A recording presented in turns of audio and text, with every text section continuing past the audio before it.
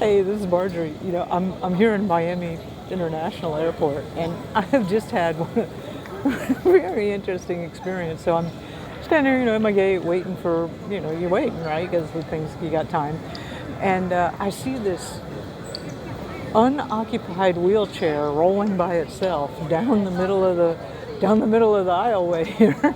You get these wheelchair robots now, and it's very, very interesting. I'm going to splice in some footage for you here. It was really freaky.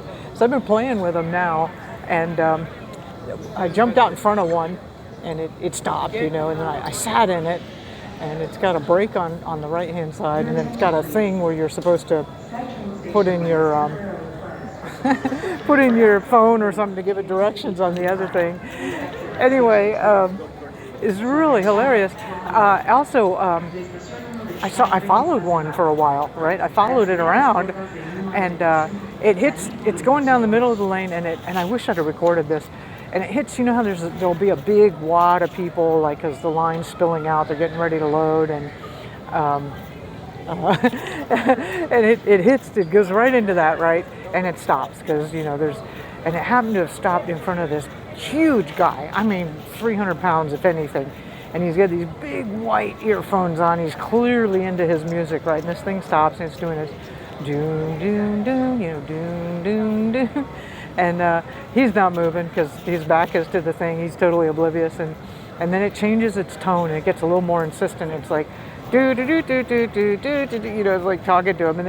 And then he still doesn't move, and people around are kind of moving around a little bit. And then the cart says, excuse me, repeating this, excuse me.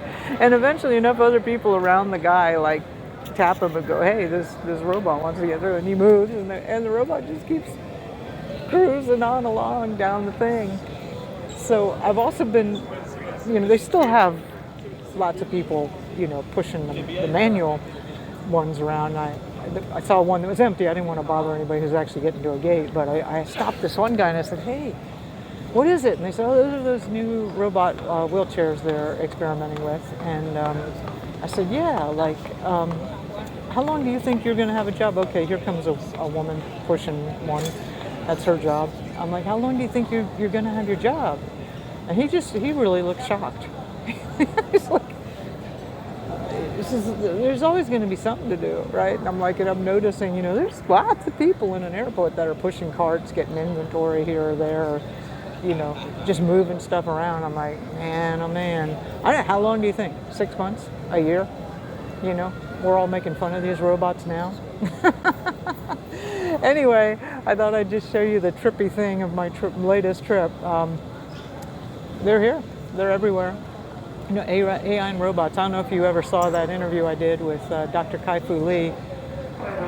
Gosh, this was quite a few years ago, and he was saying, by the end of 2030, at least 40% of jobs will be better done by robots and AI, and we're going to have massive, massive unemployment. We're well into that, right? You can see it everywhere.